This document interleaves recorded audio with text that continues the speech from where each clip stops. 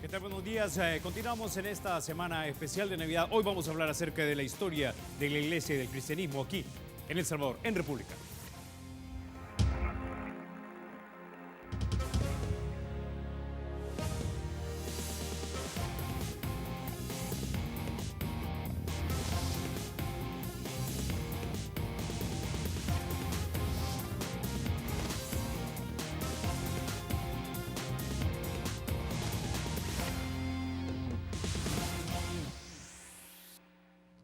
Bueno, sin mayor preámbulo vamos a introducir a nuestros invitados. Esta mañana nos acompaña el señor Roberto López Geisman, él es antropólogo. También nos acompaña el padre Luis Ayala, sacerdote católico y también historiador de la iglesia. Bienvenidos, caballeros, a República. Mucho gusto, gracias por la invitación y listos pues para hablar sobre historia de la iglesia en El Salvador. Bueno, empecemos quizás por lo que podríamos considerar el principio, 1492, una fecha sumamente importante.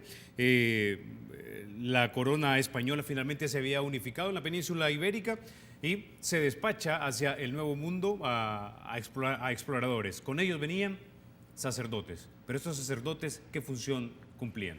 Padre.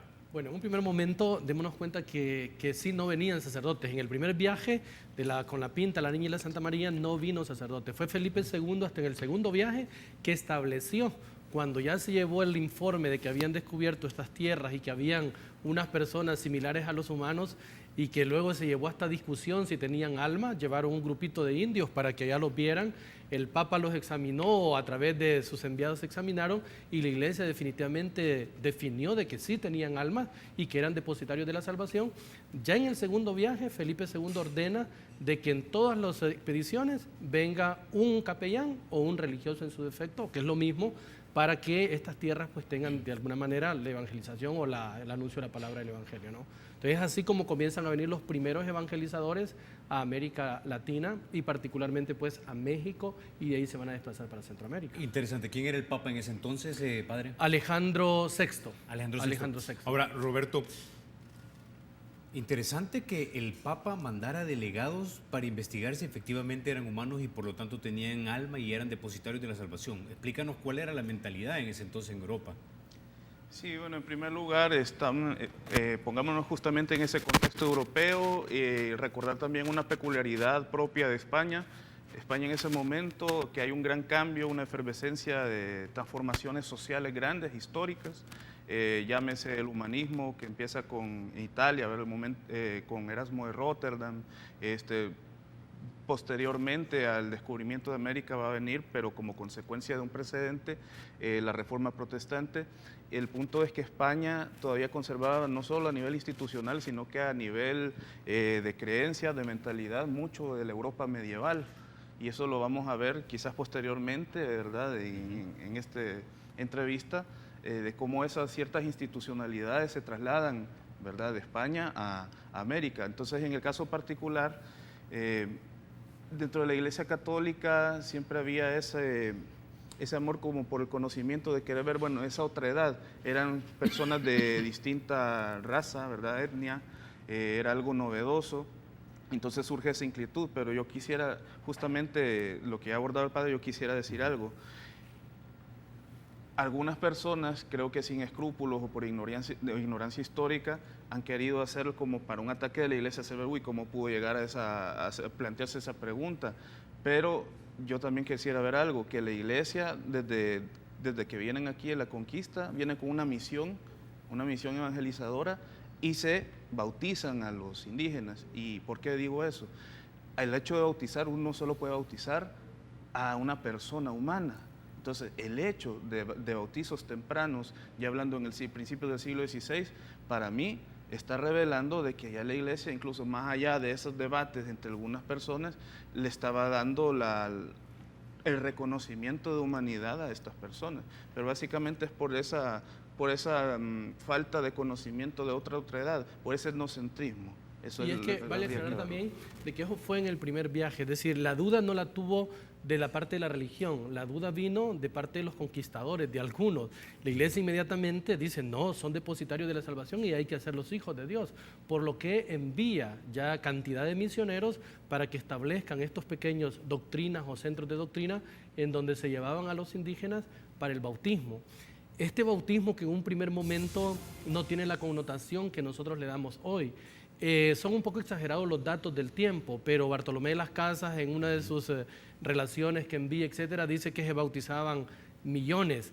La verdad de que era un bautismo que más que todo tenía como el rito de hacer aquel indígena hijo de Dios, aunque había una cantidad de prácticas que no eran compatibles con la misma fe cristiana, como era el mismo sincretismo, como era la idolatría, como era una serie de cosas de sus religiones autóctonas, politeístas, etcétera. Pero sí constatamos y reafirmamos de que en efecto la Iglesia Católica siempre vio seres humanos y la Iglesia defendió siempre los intereses de los indígenas, y Bartolomé de las Casas nos da una constancia enorme del trabajo de los misioneros, los 12 misioneros franciscanos en México, de todo lo que hizo Fray Matolonilla, Toribio de Mogrovejo al sur, Bartolomé de las Casas en Oaxaca y parte de Centroamérica, también el primer obispo de Centroamérica. O sea, todas estas gentes trabajaron enormemente por los indígenas y les dieron el lugar como personas. Y como personas, pues la religión de alguna manera entró en choque también con los conquistadores, porque se establecieron las encomiendas. Se establecieron las encomiendas que era, tú eres el señor español, entonces te confío 200 indígenas. De estos 200 indígenas tú les podías poner tributos, otros los podías utilizar como esclavos y solo tenías la misión de evangelizarlos. Pero se hizo mucho mal uso y se maltrató a muchos indígenas con esto de las encomiendas, de las reducciones, etcétera, y la Iglesia entró en choque con estos señores españoles porque definitivamente no era eso el fin con el que se les daba la encomienda. Ok, vamos a profundizar de eso un poco más adelante, pero quisiera retomar una idea que tú ya mencionaste. La corona española es la unificación del reinado de Aragón y el reinado de Castilla, si mal no recuerdo, ¿verdad? Sí, sí. Entonces la pregunta es, ellos querían una España unificada no solamente en territorio, sino también en ideología, que durante la Edad Media era básicamente el cristianismo, pero España había sido un bastión de los moros. Los moros tenían una cultura que no podríamos decir que era, digamos, retrógrada o reaccionaria. Cultivaron la matemática, cultivaron el álgebra, la poesía, cultivaron la arquitectura. Entonces, cuando tú mencionaste hace unos minutos creencias de España medieval y esas estaban enraizadas en alguna manera en el catolicismo español, ¿a qué te refieres? Bueno, para enlazar con esa pregunta, irnos directamente ya en la materia de España en América, ¿verdad? Y su proceso de conquista y de colonización. Ejemplos podemos poner en lo que ya se acaba de mencionar, la encomienda. ¿Por qué? Porque en la encomienda uno, con un poco que conozca de historia, puede ver fácilmente una extrapolación de los términos de vasallaje que había antes en el feudalismo entre el siervo de la gleba y el señor feudal, muy parecido, es una especie de contrato. ¿Por qué? Porque ambas partes se comprometen a un punto. En el caso medieval, el señor feudal, llámese, bueno, los distintos grados de la nobleza, del rey, conde, etcétera, marquesado, tenía sus siervos y él lo que les prodigaba era protección frente a ataques de otras regiones o de otros países, y también a su manutención, dedicarle ciertas parcelas. Y eso tiene que ver, el arraigo de la tierra es muy importante y su repartición. Ahora, el siervo, ¿qué es lo que hacía? El trabajo manual, otro tipo de actividades, ¿verdad? Siempre laborales, y una porción que se le dedicaba a la iglesia y al Señor. Entonces, es básicamente esta misma forma de contrato se trasplanta a América bajo la forma de encomienda, pero con unas particularidades, aparte de las que acaba de mencionar el padre. Yo quisiera señalar otras interesantes como para que se dé a conocer, porque estos temas a veces se tocan muy superficialmente y de manera parcial. Entonces, es verdad, o sea, hay que ver, y el padre lo sabe perfectamente, con perspectiva histórica hay que ubicar cada fenómeno, cuándo sucedió y quiénes lo hicieron, qué mentalidad. No podemos juzgar con nuestros prismas modernos lo que sucedió antes. No podemos pecar de presentistas. Sí, no podemos, pero hay algo interesante que me llama la atención, porque la encomienda era una manera también de... veamos algo importante que no se dice mucho, los españoles vienen a conquistar, pero la conquista no se hace principalmente con fuerza española, sino que con fuerza local de otras tribus y otras comunidades indígenas que estaban en oposición con otros. Por ejemplo, el caso de los aztecas. Los aztecas fueron vencidos por tlaxcaltecas y otras comunidades indígenas, mexicas, que lo que hicieron los españoles es hacer alianzas.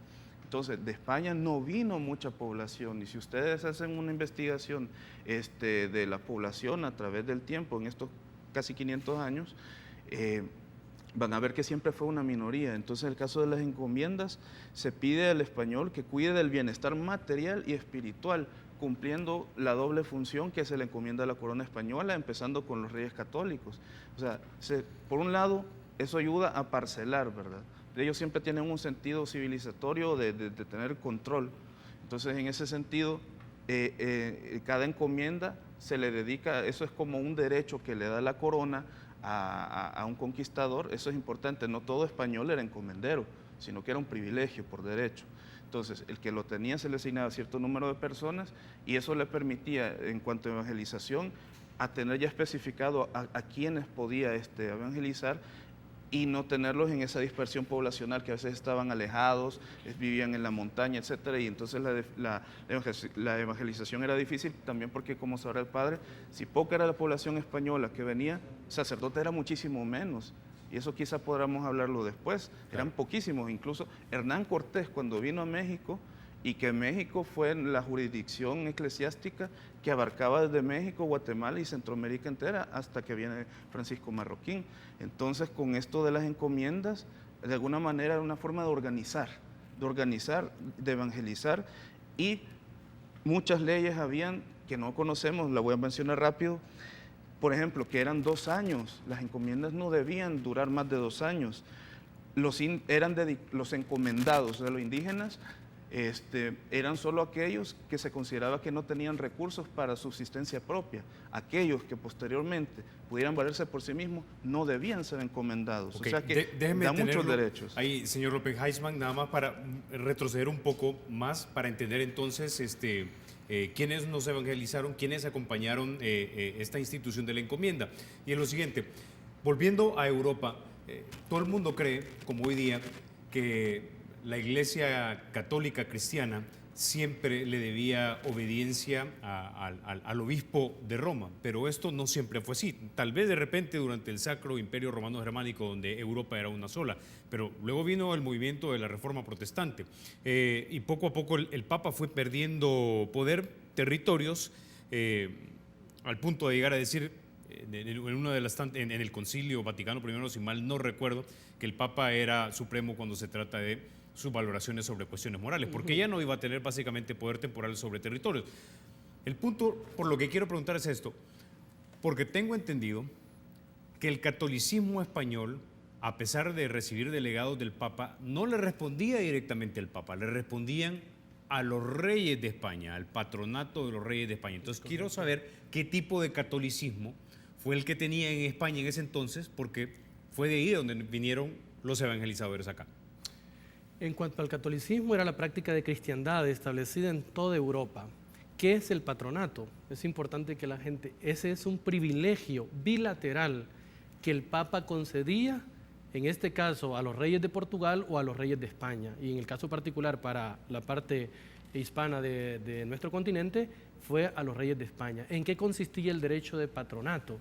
El rey se encargaba, con toda su empresa civil, de ayudar a la construcción de iglesias, de dar el sostenimiento a los clérigos, pero tenía el derecho de presentación de todos los bienes.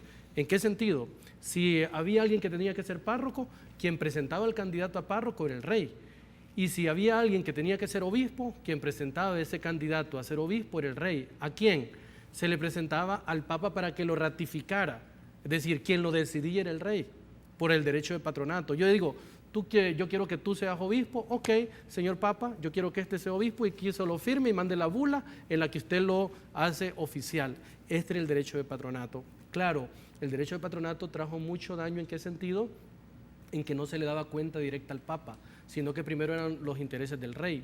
Esto explica por qué muchos obispos, incluso en la gesta independentista, se van a alinear con el rey, y los sacerdotes no. Muchos sacerdotes son los que encabezan el movimiento independentista, no así los obispos. En Centroamérica tenemos el caso del obispo Ramón Casados y Torres, que fue hasta expulsado. ¿Por qué? Porque no quiso juramentar la Constitución, porque era una persona contrario a los intereses independentistas y obviamente monárquico, como las mismas órdenes religiosas. Respondían primero al rey y después al Papa. Entonces, eso por los derechos de patronato, que fueron los mismos derechos que quisieron heredar aquí, cuando la independencia, y nombraron obispo de forma anticanónica al padre José Matías Delgado. ¿Qué es lo que alegaban? Los derechos de patronato. Nosotros los hemos heredado de la corona porque ahora, antes dependíamos de ellos, pero ahora que somos independientes, nosotros tenemos los derechos. Ahora, tomando eso entonces en consideración, ¿qué tipo de sacerdotes fueron los que enviaron a España? ¿Cuál era la ideología predominante en ese entonces? Mira, generalmente fueron religiosos. Toda la primera etapa de la evangelización fueron sacerdotes religiosos. Las órdenes religiosas estaban en su momento culmen de florecimiento y por lo tanto también un clero como más preparado en ese momento, y fueron las órdenes religiosas que por principio son órdenes para la misión. Ahí tenemos a los franciscanos, tenemos a los dominicos, los mercedarios, los jesuitas que vienen también y otro tipo de evangelizadores, los carmelitas, etcétera, que llegan a estos territorios. ¿Por qué? Porque las órdenes religiosas ya tenían una estructura que les permitía el poder salir a las tierras de misión. Entonces se valió la iglesia y se valió la corona para enviar misioneros particularmente religiosos. El clero local es el que se establece después de que las parroquias han sido y las diócesis, se comienza con el clero nativo, a ese se le llamó clero secular. El clero secular, básicamente aquí en Centroamérica, nosotros hasta en el siglo XVI, XVII, tenemos los primeros seminarios para formar este clero secular, pero antes de eso la misión básicamente está en manos de los religiosos. Ok, con ese ya nos vamos a la pausa. Cuando regresemos hablamos ya propiamente de El Salvador, ya en el plano de la colonia, previo a ir a nuestra historia como república. Ya volvemos.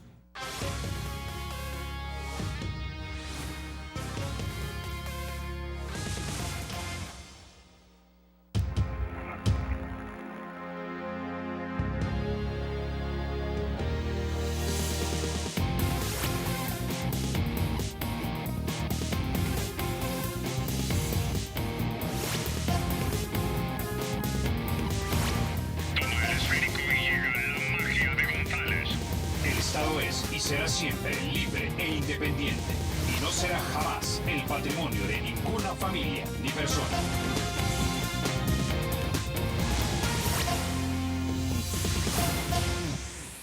Ok, bueno, vamos ahora a 1525, dependiendo de quién le pregunte, de la Fundación de San Salvador, el primer alcalde Diego de Holguín.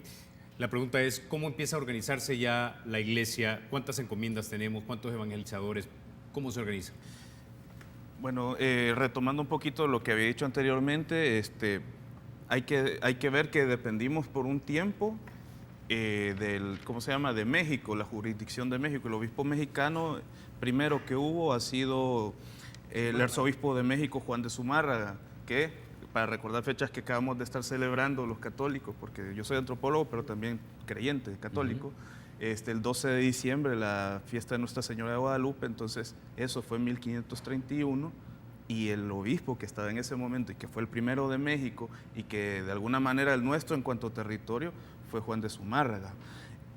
Hasta 1534 es que se establece la diócesis de Guatemala, pero para que tengamos una idea de cómo fue difícil, ¿verdad?, la evangelización. Siempre las grandes empresas empiezan con grandes dificultades que se van dilucidando.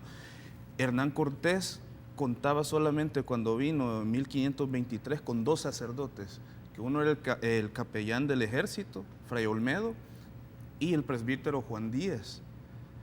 La conquista de Guatemala, que fue desde 1525 hasta 1529, prácticamente fue el momento histórico en que empiezan a llegar, de lo que hablaba el padre, los misioneros religiosos, principalmente franciscanos, que fueron los primeros. Estamos hablando ya de 1524, 12 franciscanos que muchos han sido conocidos como los 12 apóstoles, y de la misma manera en 1526 llegan 12 dominicos. Obviamente estamos viendo que hay un número, ¿verdad? 12 que creo yo que no es aleatorio, sino que totalmente intencionado como una especie de fundación, ¿verdad? O sea, como retomando la imagen de los apóstoles aquí en América. Y hasta 1534, ¿verdad?, se da el primer obispo de Guatemala, se designa Francisco Marroquín, que hay que decirlo, tuvimos muy buena clerecía organizándole a la Iglesia Católica, ¿verdad?, en estos territorios que he mencionado. Y el obispo Francisco Marroquín era muy celoso, ¿verdad?, de la salvación de las almas, y también era muy celoso de la protección y el respeto de los derechos humanos de los indígenas. Y ya en ese 1534, siempre hablando de números de clérigos, habían 6 clérigos.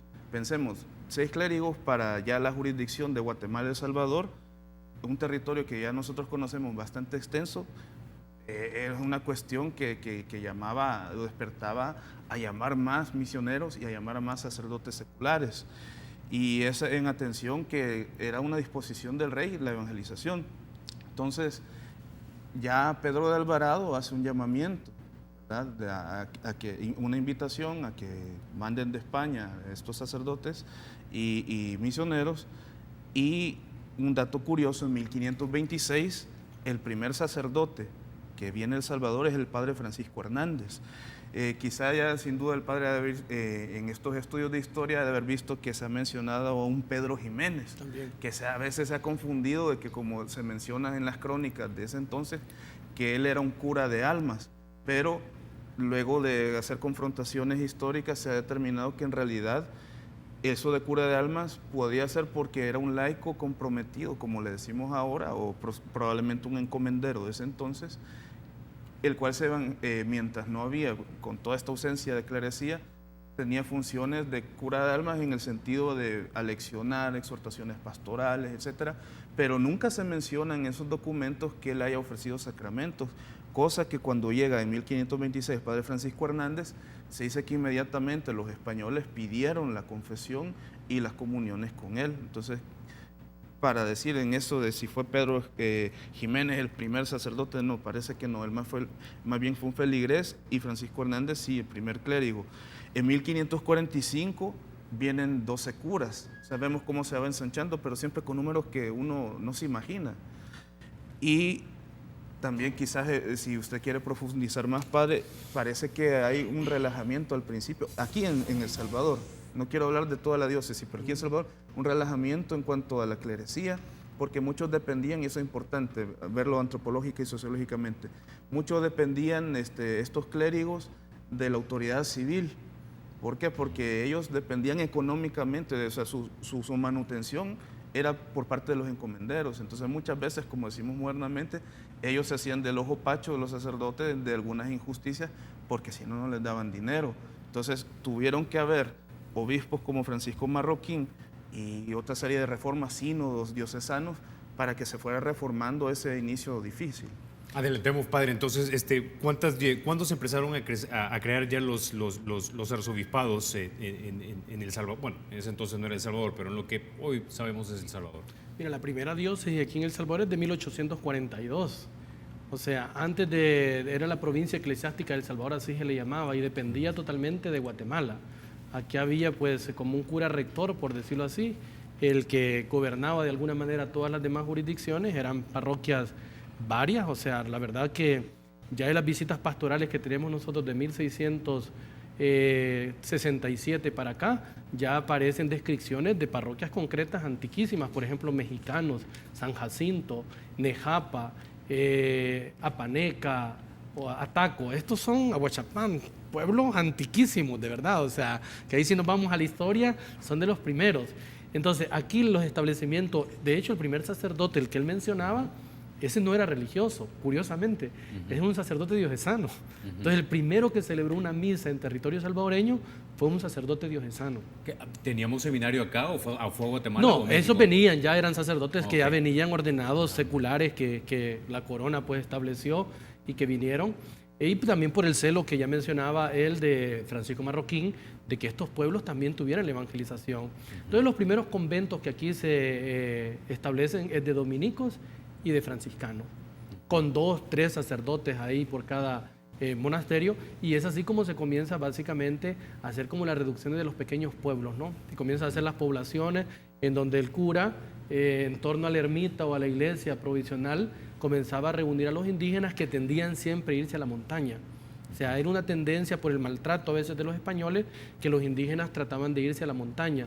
Fue la iglesia la que comenzó a reunirlos, y es así como nacen los poblados y luego las ciudades. Es decir, a mí me gustaría aclarar como el punto de la fundación de San Salvador, sí, porque esto está todavía, hay 1000 preguntas y casi nada de respuesta. Resulta que se dice que San Salvador fue fundada en 1525 y luego se le dio el nombre de San Salvador y en honor al Salvador del mundo. La verdad que eso es bien discutido, o sea, no es cierto del todo. ¿Por qué? Porque aquí la batalla, básicamente hay varias batallas de las que se narran. Una es verdadera, las otras son un poco inventadas. O sea, es una batalla, Bernal Díaz del Castillo, que es el cronista de todas las, en la segunda que hablan, que tuvo lugar en el oriente del país, esa no fue cierta porque no la menciona. Pero aquí, la primera batalla en la que dice que fundó San Salvador, no es tanto de que se hayan doblegado a los indios.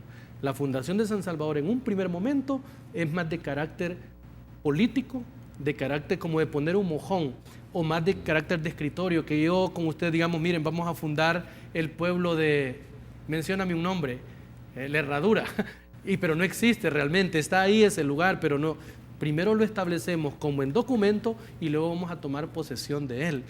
¿Por qué San Salvador pasó eso?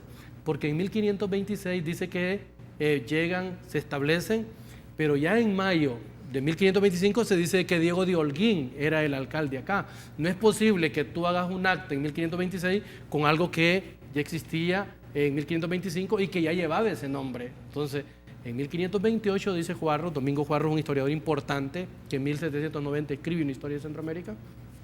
Él dice que estableció el lugar que actualmente tenemos hoy nosotros. Primero le llamaban las Bermudas, tuvo como diferentes sitios la fundación de San Salvador. El historiador Pedro Escalante también maneja otra hipótesis en que la primera fundación de San Salvador no estuvo ni a cargo ni de Hernán Cortés, ni de mucho menos, sino de Hernando de Soto. Hernando de Soto, que venía del oriente.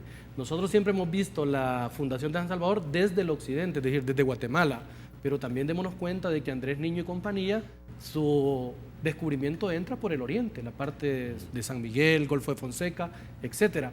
Entonces, hay varias preguntas sobre la fundación. ¿La catedral de San Salvador en qué año se construye? Bueno, que no era catedral en tuyo, era una iglesia. Como catedral, nosotros así establecido, ha cambiado por los terremotos. O sea, aquí estaba la iglesia que se dedicaba primero a Nuestra Señora de la Merced, es una de las más antiguas. Entonces, pero no es que hayamos tenido nosotros como establecido una catedral. Las catedrales existen en los países cuando ya se crean diócesis, porque catedral viene de cátedra, es la cátedra del obispo. Aquí solamente tuvimos la primera catedral de 1842 para acá. Antes de eso no existía. Anteriormente era un convento, si bien me recuerdo. Un convento de... Ahora, entonces debo entender que durante la época de la colonia, la relación entre la iglesia y las autoridades políticas locales fue de cierta, tal vez, tolerancia de la iglesia a los abusos. ¿Es así? No, depende de los casos. Yo por lo que he podido investigar y a mí como creyente me alecciona, pues, y ahorita que me prestan, ¿verdad?, la voz, yo la utilizo. Es verdad que han habido abusos, como creo que todo tipo de civilización, de cualquier tipo de signo ideológico, histórico. Lo hubo también entonces en la colonización española, pero también hay algo que me gustaría destacar y es que España siempre procuró fundamentar a manera de derecho todas las fundaciones y las empresas que estaba haciendo. Y para el caso también designar a personas con la capacidad muchas veces no solo intelectual, pero también moral. Por eso incluso hasta personas que no son católicas y ni tampoco tienen un pensamiento ideológico religioso o cercano a lo que sería conocida como una derecha, ¿verdad? Han podido reconocer la labor, no solo se menciona mucho de Fray Bartolomé de las Casas, que a veces es un personaje histórico bastante cuestionado, se hace demasiado, posiciones encontradas en torno a él, pero no solo él, el mismo obispo que hablábamos de México, Zumárraga, el obispo marroquín ya en la diócesis de Guatemala, sacerdotes religiosos, la mayoría de personas, o sea, ya venían con la mentalidad de cuidar al indígena y de verlo como un súbdito de la corona, como el mismo español. El problema era sí, más que todo de la parte de la autoridad civil en la creación de las encomiendas. Es decir, no podemos entonces generalizar que siempre hubo una posición de acomodamiento de parte de la Iglesia Católica colonial a los abusos de las autoridades del momento. No podemos decir, no podemos como iglesia, no. Es más, yo me atrevo a título personal, es más, podría decir que como institución o como iglesia Pues todo lo contrario, es decir, todo lo contrario de acomodarse. Y se puede ver las quejas, bueno, por ejemplo, Pedro Cortés y Larraz, que creo que usted ya lo mencionó, tercer obispo de Guatemala, estamos hablando ya en siglo XVIII, en una de sus visitas pastorales, él elaboró lo que es conocido hoy como esta obra de la descripción geográfico-moral de la diócesis de Guatemala. Entonces, en esas visitas pastorales, los obispos encomendaban a los párrocos que hicieran informes antes de que él llegara de cómo era la situación, ¿verdad?, de la feligresía, de todas las etnias, indígena, española, mestiza, y para ver ese estado y que los planes de acción pastoral que había que forjar para solventar los problemas que hubieran. Estado social, político, económico, no solamente el estado de la religiosidad de los pueblos. No, yo creo que es una de las obras más completas, porque recoge la parte social, la parte cultural, incluso la formativa.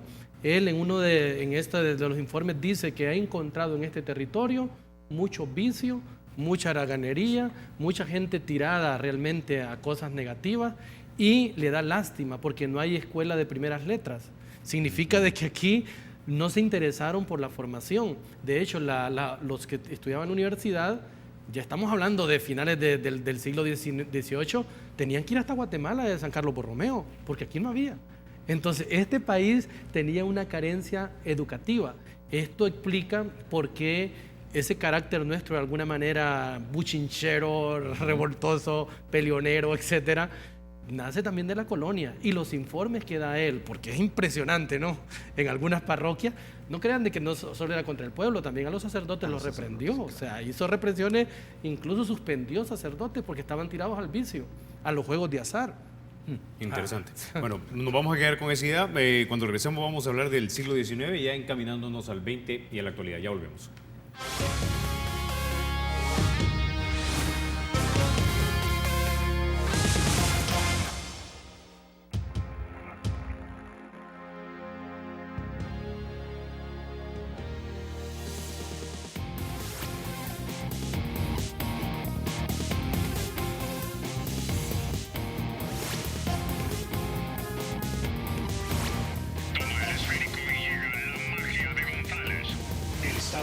Será siempre libre e independiente y no será jamás el patrimonio de ninguna familia ni persona.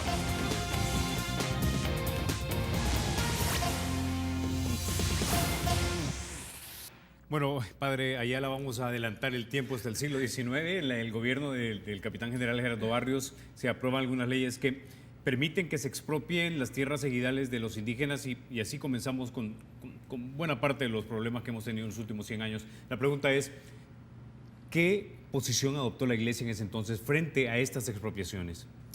Fíjate que tenemos cartas pastorales del segundo obispo, Monseñor Miguel Tomás Pineda y Saldaña, en donde siempre se aboga por los indígenas, por los campesinos particularmente.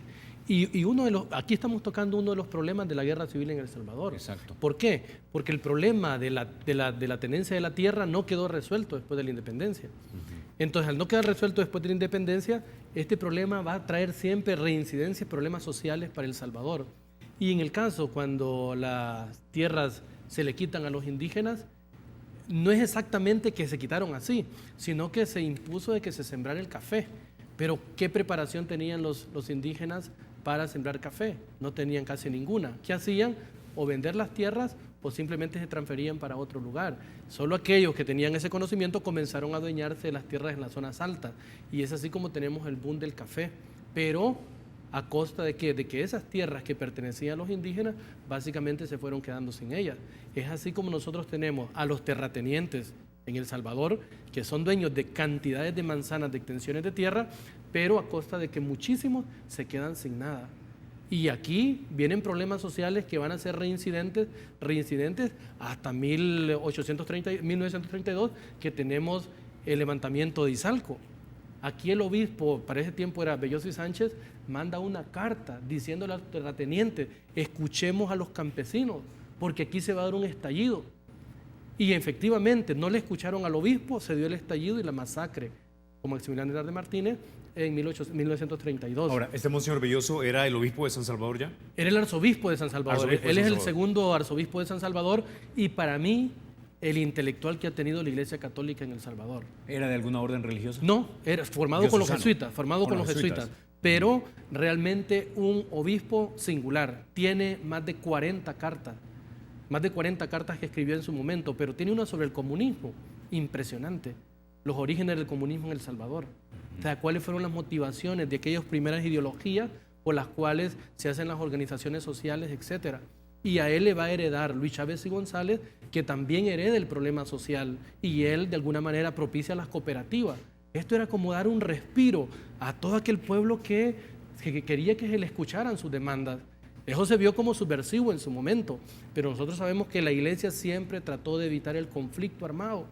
Los escritos de los obispos fue siempre llamar vamos a llamar los terratenientes del tiempo, para que escucharan a los indígenas. No era posible seguir con la represión, con la fuerza, tratando de solventar este problema social que ya era indetenible. Ahora, esta idea que plantea el padre Ayala es algo completamente distinto a lo que yo he escuchado y que de repente la mayoría de gente escucha, que la Iglesia era amiga, de hecho, de lo que algunos llaman la oligarquía en este país, de los terratenientes.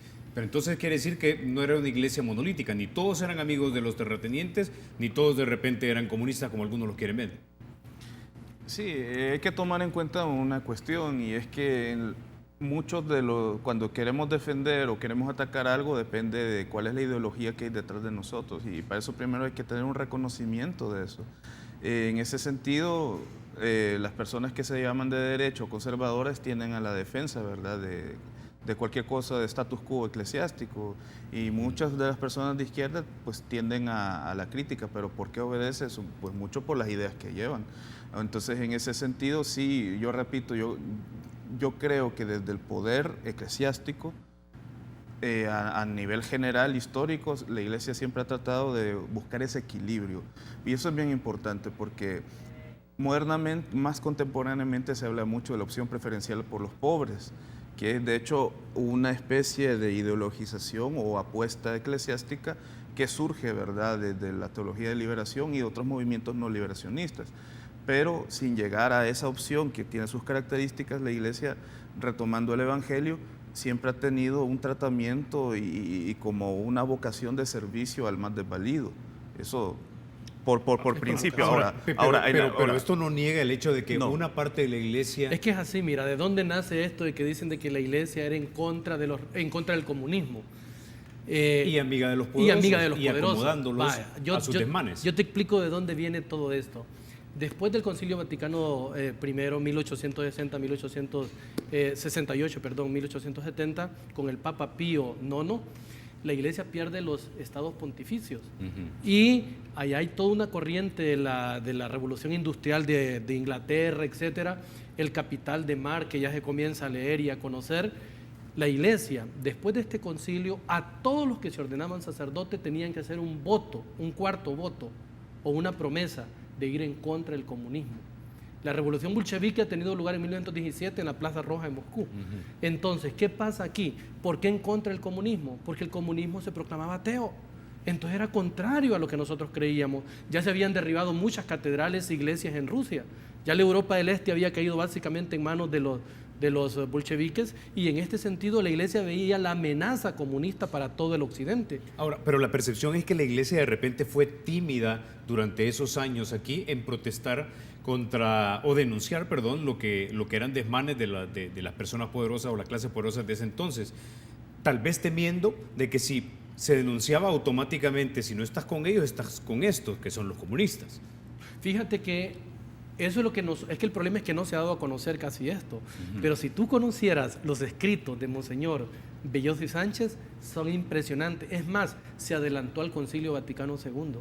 Un hombre con una mente, yo de verdad me quedo maravillado. Todas las cartas las voy a publicar en su momento de este obispo para que el pueblo salvadoreño las conozca. ¿Sabes qué dijo Farabundo Martí de él? Venga a República para presentarlas. ¿Sabes qué dijo Farabundo Martí de él? Sí. Si yo hubiese conocido la doctrina del cura Belloso antes, no estaría aquí, antes de que lo fusilaran, ¿no? ¿Por qué? Porque es una doctrina social en donde aboga por las mayorías y hace un llamado profundo y serio a los oligarcas para que escuchen el clamor del pueblo, pero también está en contra del comunismo y dijo, no es la alternativa al comunismo.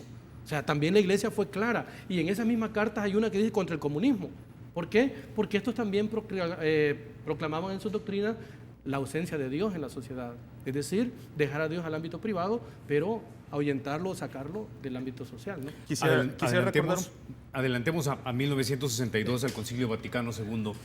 ¿Cómo cambia la iglesia en El Salvador?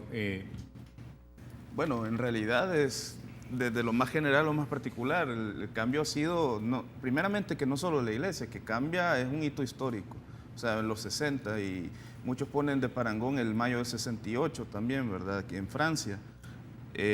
Los cambios que han habido son sociales, han sido culturales, han sido ideológicos, y hay una apuesta en el cambio, dentro de la iglesia a lo que se llama el ayornamiento, que es la actualización, la puesta al día de muchas cuestiones. Durante el Vaticano II, y eso a veces no se conoce esta historia, se conoce que hubo reformas, pero muchas veces no se conoce qué es lo que sucedió en la dinámica interna del concilio. Es algo interesantísimo. Los papas, particularmente desde Pío IX hasta Pío XII, a través de numerosas encíclicas, criticaron lo que se llama el modernismo, que era una corriente que estaba tomando poder dentro de la Iglesia Católica y que básicamente es más complejo, ¿verdad? Pero voy a simplificar. Básicamente es que dice que los dogmas pueden cambiar. Los dogmas y la Iglesia en sí como institución puede cambiar. Y a eso hay subdivisiones ideológicas. El punto es que mucho de eso se iba abriendo campo, sobre todo en Francia, en Alemania, en Estados Unidos. Y entonces, y quizás los que tenían el partido más tradicionalista o conservador, más en busca de la ortodoxia, quizás en España, Latinoamérica. Entonces, cuando todas estas fuerzas dentro de la iglesia, estas visiones, se encuentran en el Vaticano II, empieza, no sé si ponerlo como una guerra, pero empieza a haber un conflicto que quizás ahí el que mediaba un poco era el propio, bueno, Juan XXIII no lo concluyó, lo inició, lo llamó y empezó las primeras sesiones, lo termina Paulo VI. Pero se dieron cambios a nivel de la liturgia, ¿verdad? La misa que hoy conocemos, las generaciones que han nacido desde el 69, que se promulga el nuevo misal, hasta la fecha, muchas veces el católico no sabe que antes era otro rito diferente. Este rito, nueva misa o rito ordinario, tuvo la injerencia de una comisión consultiva de protestantes y Monseñor Buñini también, ¿verdad? Que algunas personas dicen que sí tuvo una afiliación masónica, pero lo interesante que cuál era el trasfondo, según el mismo, esta persona, Monseñor Buñini, que ayudó en la confección de esta nueva misa, y otros liturgistas, era una visión ecuménica, que de hecho parte de esos cambios ha sido que la iglesia a partir de ese entonces abre las puertas a eso que para algunos era considerado como más hermético, tradicional, y se vuelca al diálogo interreligioso, al ecumenismo, a la libertad religiosa en el poder civil y a las reformas litúrgicas y otro tipo de reformas, ¿verdad?, prácticas. Entonces, en esta misa que conocemos, la intención era de que habían ciertos dogmas de la Iglesia Católica, que es, por ejemplo, el purgatorio, la creencia de la comunión de los santos,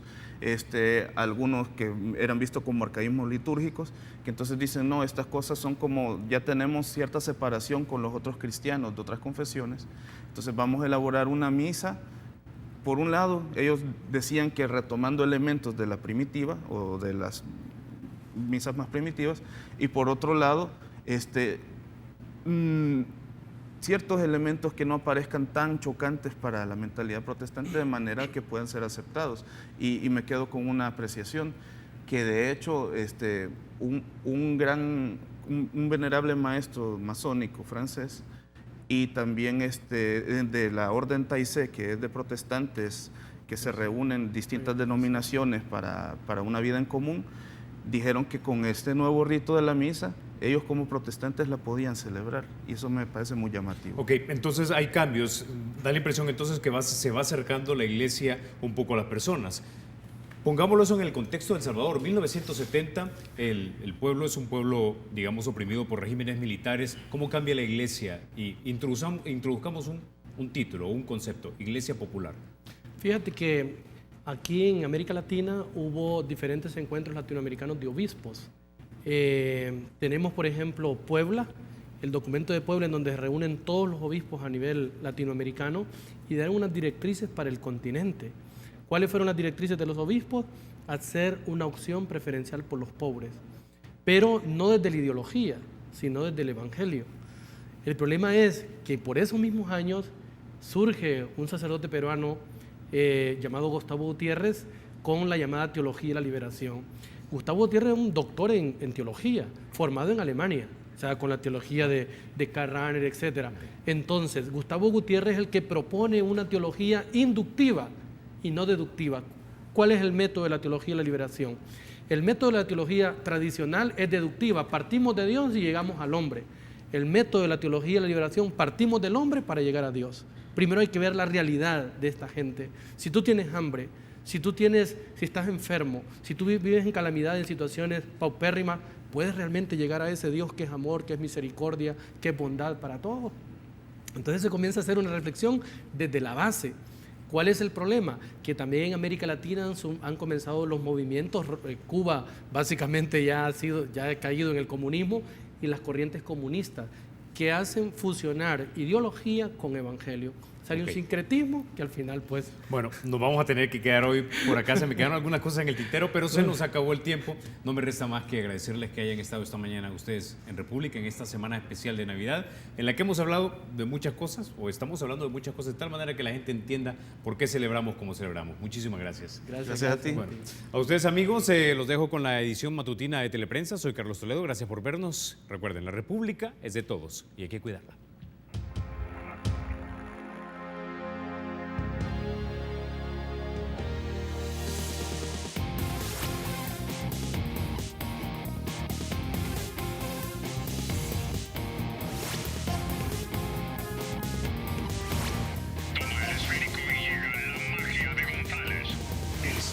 Y será siempre libre e independiente y no será jamás el patrimonio de ninguna familia ni persona.